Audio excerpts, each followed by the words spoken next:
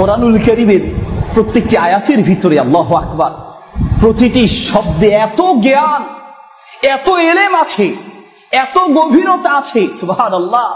এক একটা শব্দের, এক একটা বাক্যের তাফসীর ঘন্টার পর ঘন্টা যাবে, তাফসীর করা শেষ হবে না, তাফসীর করা শেষ হবে না।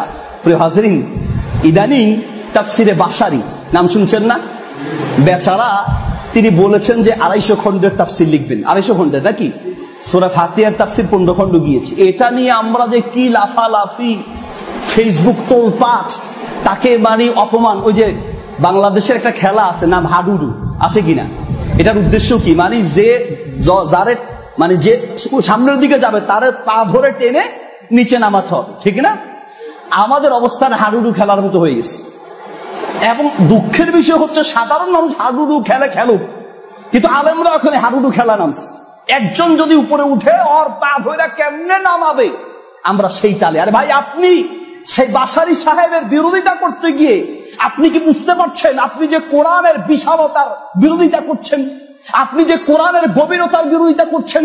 250 খণ্ডের তাফসীরের কথা শুনে আপনি বলছেন যে হ্যাঁ, ওনার বক্তব্যকে কাটিং করে, এডিটিং করে সেখানে দিয়েছে বাবা তোমার দরবারে সব পাগলের খেলা।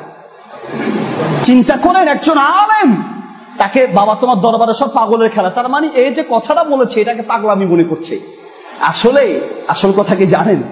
কিছু পাগলাগারোতে গেলে ভালো মানুষকেও পাগলরা পাগলই মনে করে।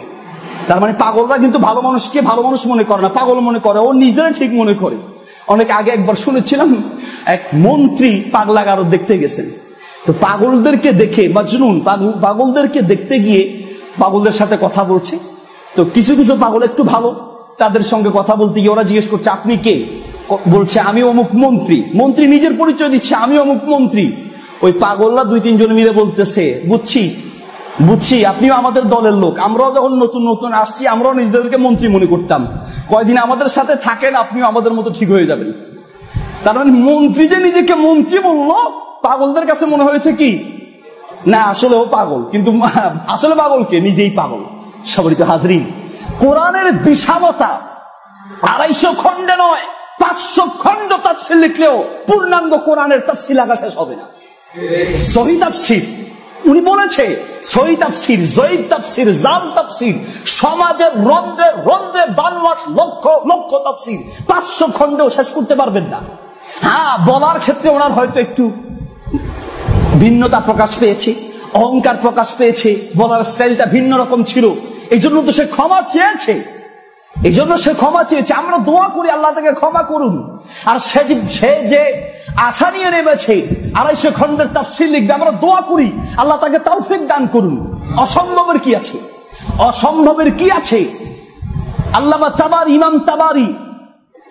ইমাম তাবারি তার জীবনে 3.5 লক্ষ পৃষ্ঠা লিখেছেন। কয় লক্ষ? আপনার কাছে তো অবাক মনে হবে। আর সেই যুগ কি কম্পিউটার যুগ?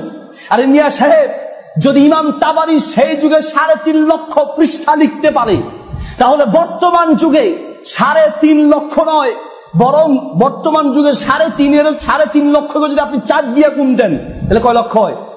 14 লক্ষ পৃষ্ঠা লেখা বর্তমান যুগে সম্ভব। উনি যদি 3.5 লক্ষ পৃষ্ঠা লিখতে পারেন, বর্তমানে কম্পিউটারের যুগ, তার 4 গুণ লেখা সম্ভব কিনা? সম্ভব। মাকতাবাতে শামেলা থেকে কপি করবে, পেস্ট করবে। হাদিস মাকতাবাতে শামেলায় আছে, বাংলা হাদিসে আছে, আল হাদিসে আছে, ডিবিএসটি তে আছে, ডিজিটাল বাংলা হাদিসে আছে। আমরা একটা তৈরি করছি, আল হেদায়া অ্যাপস, আলহামদুলিল্লাহ পাবেন আপনার আগামী মাস থেকে।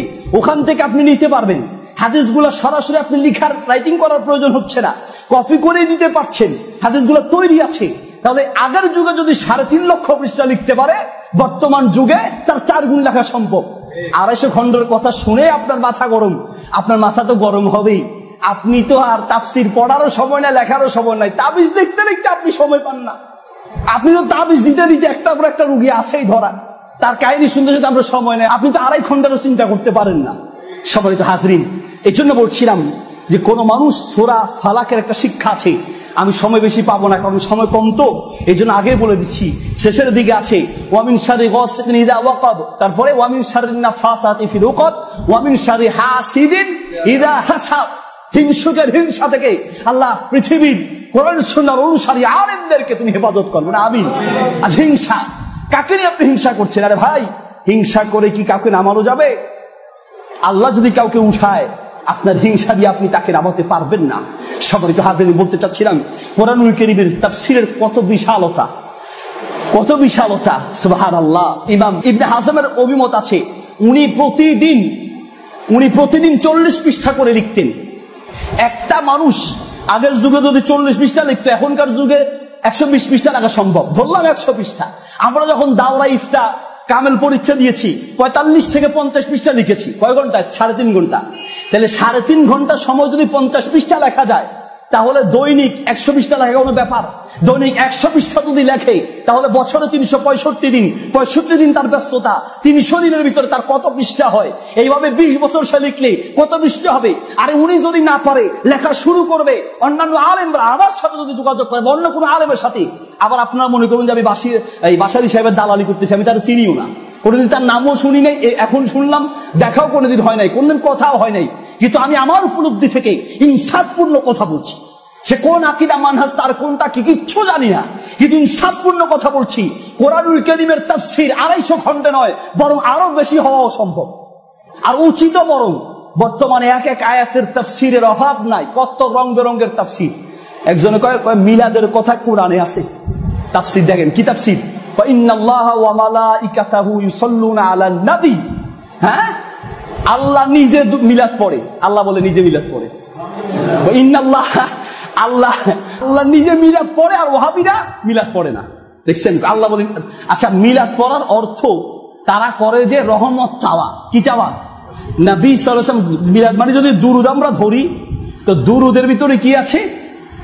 দুরুদের ভিতরে আপনার দোয়া চাওয়া আছে, রহমত কামনা করা আছে, দোয়া করা আছে। আল্লাহুম্মা সাল্লি আলা মানে কি? আল্লাহ আপনি রহমত দেন। এখন যদি আল্লাহ নিজে মিলাদ পড়ে, নাউজুবিল্লাহ, আল্লাহ কার কাছে দোয়া করবে? আল্লাহ দোয়া করবে কার কাছে? দেখেন তাফসীর দেখেন কিভাবে তাফসীরকে ওলট পালট করে দিচ্ছে। আমার এক ছাত্র তো দুষ্টামি করেও বিভিন্ন ধরনের মিস কল দিত। তোরে ধরে একবার জিজ্ঞেস করে, বেটা ঘটনা কি? মানুষের মিস কল দিচ্ছে, দুষ্ট টাইপের ছিল।